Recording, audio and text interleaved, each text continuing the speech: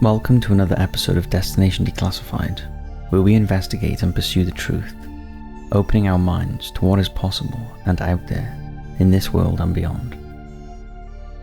If you ask anyone what they consider to be the most important and crucial of conflicts in recent history, most will agree that World War II was a major turning point that changed the face of the world and that of warfare forever. Millions of men, women and children had to pull together across the globe in the fight against Hitler and the Nazi regime, many of whom perished in some of the most horrifying and heinous ways imaginable. Since those 6 turbulent years have passed, with victory over the Nazis and Hitler's subsequent suicide, many stories have been told by those who survived, whether it be from our parents and grandparents, or portrayed on television and detailed in historical documents. Every story is unique, every story is worth telling. However, not many stories involve sightings of UFOs. In this video, we will seek to identify and describe some of the most baffling and authentic sightings of unidentified flying objects which appeared during World War II.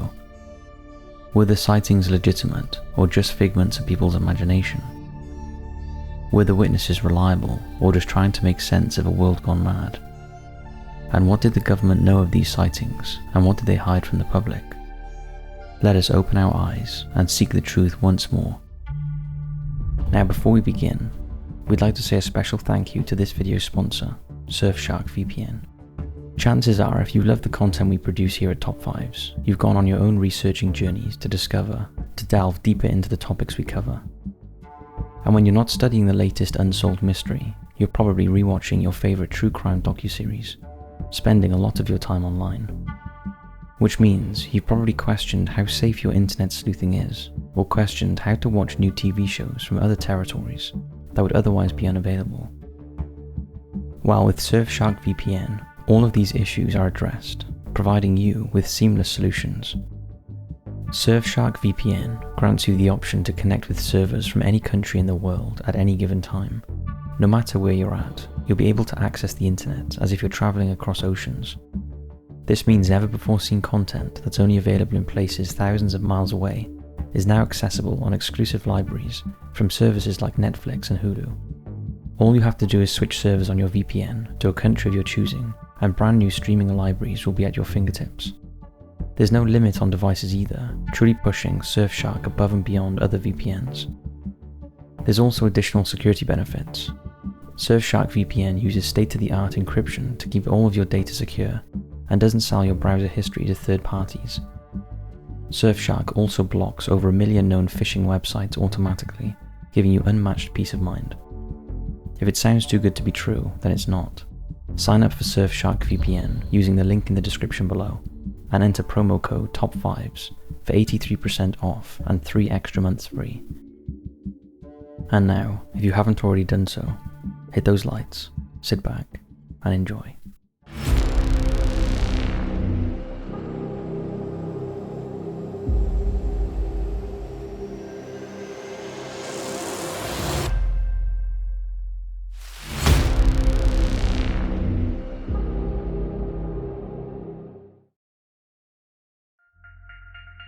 Since the end of the Second World War in 1945, and more especially in today's society, UFO sightings have increased at a colossal rate.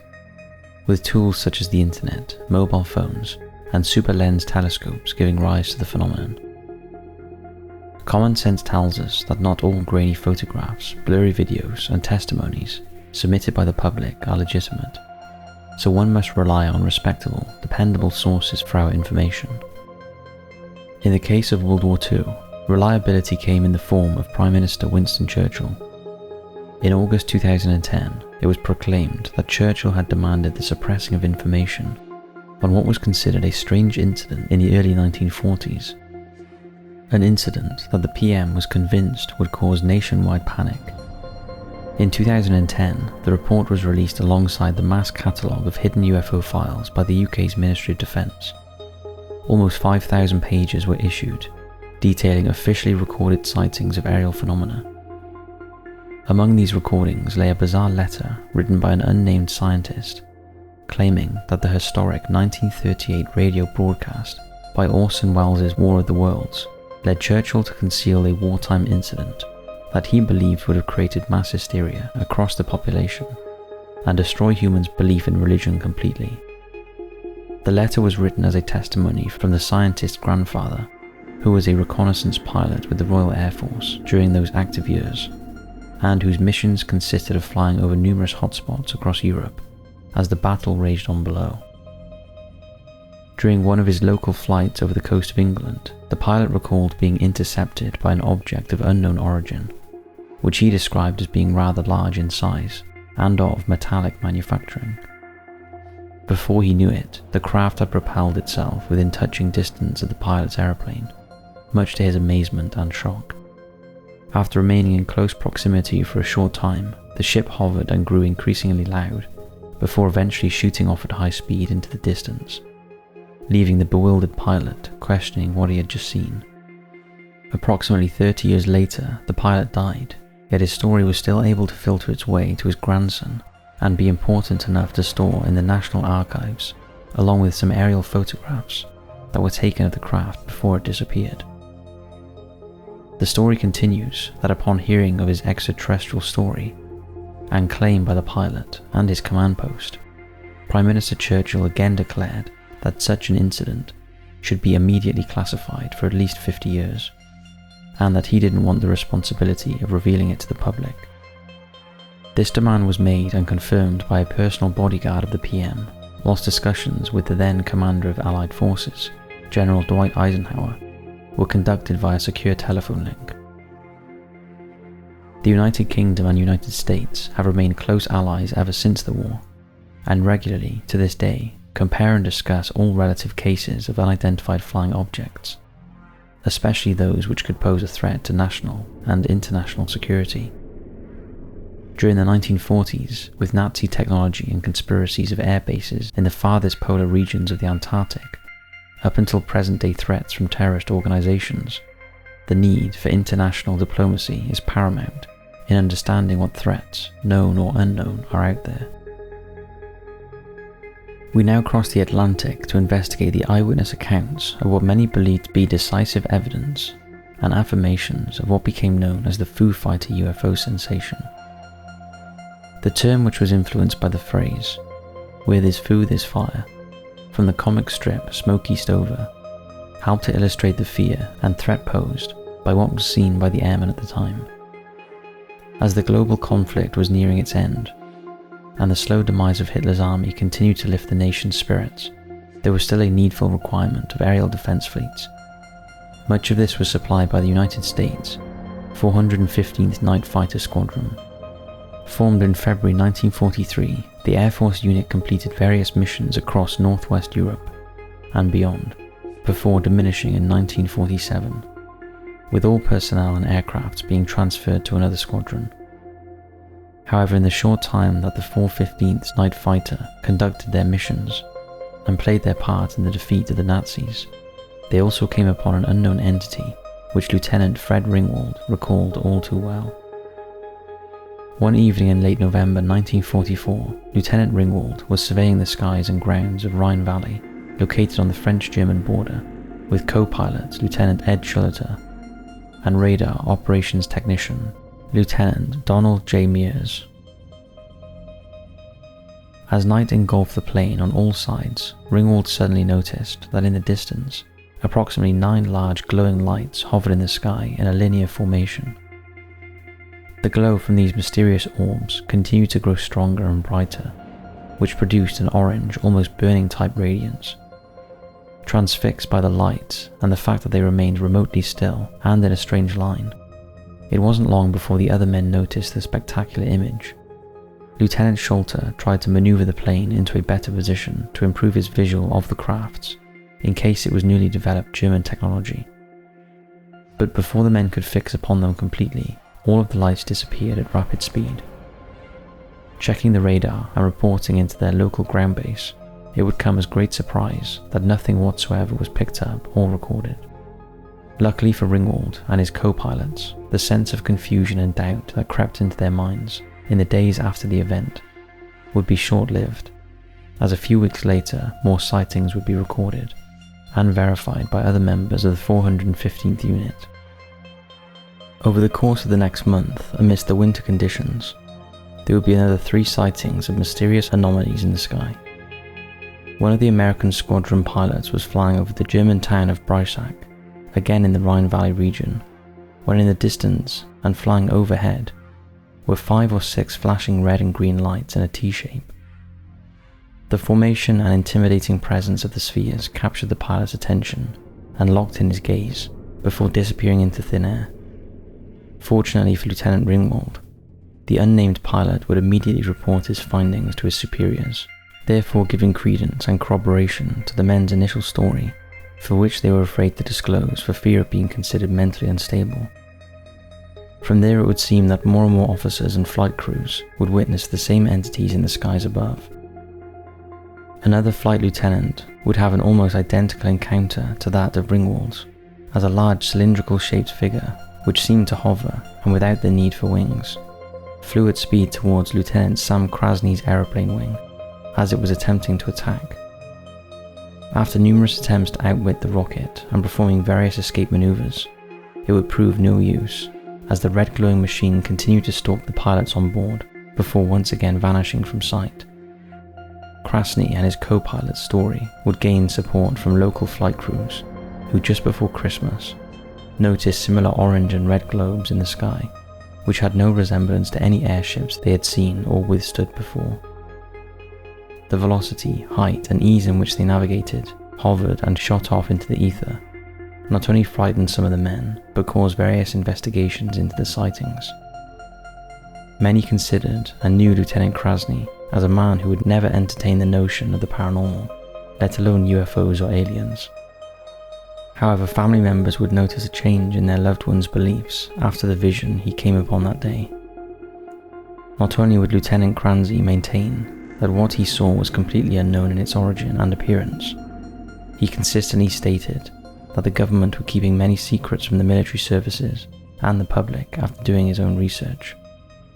At the time of these tremendous claims by the pilots, crew and ground stations, and despite a collaborative agreement on the flying object's speed, size and description, many of the 415th Night Fighter Squadron would be considered mentally unstable. Drugs, alcohol, stress and other factors were used to excuse the men's behaviour, as well as their tales of what they saw whilst in the sky, much to the unit's frustration and superiors' annoyance due to their consistent professionalism and efficiency during the battles that they were involved in. As the squadron dismantled and each man went his own way in life, the possibility of UFOs and little green men were discarded as potential balloons, flares or certain weather conditions deceiving the naked eye. However, it's worth noting that as time has gone by and selective evidence of wartime mysteries has been disclosed, the belief that what the men saw was indeed real is not beyond the realms of possibility. On the flip side of this belief are the skeptics and alternative theories, who state that what was being manufactured, used and or tested was that of Nazi militarized crafts, which were being generated in remote areas of the world, with potential dabbling in the occult.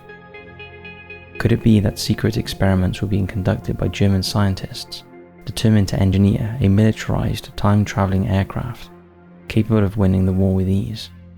Some think so.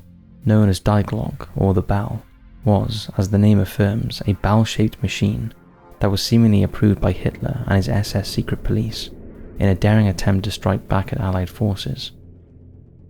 Known for their persistence and creativity in advanced technology and engineering, the German weapon systems would eventually be reproduced by the US military, with artillery such as the V-2 missile being physically secured under what became known as Project Paperclip. Known for their dabbling in the occult with secret bases in rural parts of Germany and possibly the Arctic Circle, the SS anti-gravity program would pose a serious, albeit theorized threat to UK and US forces, on the ground as well as in the air. Some believe the attempt to test the Bell by captured German scientists as an aerial strike body after the war ended indeed failed and became known as the Kecksburg incident, when a bell-shaped UFO allegedly crashed outside Kecksburg, Pennsylvania in December 1965. One of the scientists who was captured by the Americans after the collapse of the Third Reich and whose past was accentuated for his use in Project Paperclip, was Werner von Braun, a 32-year-old rocket engineer. Von Braun, along with another 1,600 engineers and scientists, were recruited and spared trial in order to develop an arsenal capable of defending any opposing threats, mainly that of the Soviet Union as the Cold War years began. It was von Braun who initially worked closely with the Nazi regime to create the V-2 rocket, a long-range guided ballistic missile that was used many times against European nations of resistance. This new technology, developed by highly intelligent engineers, would certainly confuse the Allied aerial forces, as the missiles radiated a strong glow from the rear end, and at first glance looked like a cigar-shaped plane with no wings. In 1938, German inventor Joseph Andreas Epp would complete a draft of documents and sketches of what became known as flying saucers, the most commonly cited UFO, especially during the 20th century. Epp would combine his drawings with a newly designed helicopter to generate a prototype craft that would take off from the ground from a stationary position, using the same rotor functions, which were secured underneath the saucer ship. In 1941, these newly created models were tested, tweaked and reconfigured numerous times from an air facility in Nazi-occupied Prague, which had been specifically opened by Berlin's Ministry of Aviation for this purpose. However, despite many believing that a number of completed crafts were used in attacks against European forces, or restationed in the Antarctic, as described in the US-led expedition Operation High Jump, no definitive proof exists of the flying saucer phenomenon. In April 1945, the Soviet Army began their last major assaults on German-occupied territories, and in reclaiming Czechoslovakia, demanded that all engineering works be dismantled and destroyed. So in the end, all known physical crafts were scrapped, with engineers being arrested, recruited or killed as the end of the war approached. With the eventual surrender of German forces and subsequent death of Hitler, the joy and celebrations from the Allied countries would have been a monumentous event. However, for those haunted by what they had seen, the paranoia would never leave them. Unfortunately, it wasn't long before a reminder came down from the skies, which has baffled the world for decades: the 1947 Roswell incident. In the summer of the year mentioned, a civilian pilot named Kenneth Arnold would report seeing what he described as flying saucers in the sky. This, coupled with local rancher Mac Brazil's findings of tin foil, rubber and wooden materials, as well as the RAAF 509th Operations Group's recovery of a flying disc, sent the press and population into a frenzy. As the years have followed, conspiracies surrounding the Roswell incident have multiplied and extended their reach across the globe. From intergalactic intelligence sharing with the US president to underground bases and interplanetary space travel, the possibilities of such theories are debatable, but the likelihood of witnessing something unidentified in the sky, whether it be during wartime or in the most remote, quiet regions of land and sea, can never be fully questioned by those who say, "I know what I saw." As we end this episode of Destination Declassified, it's worth taking a moment to remember the sacrifices those men, women and children made in serving their country and protecting their families and fellow humans. No matter what claims have been made or incidents covered up, the bravery of all those who experienced World War II in any shape or form should be honoured and respected. Perhaps there was something out there during those years, perhaps not. Perhaps we will never know, until the time is right, that is. Thank you once again for tuning into this episode. If history has taught us anything, it's to keep searching for the truth and question everything, as we continue to look to the skies and wonder, what if?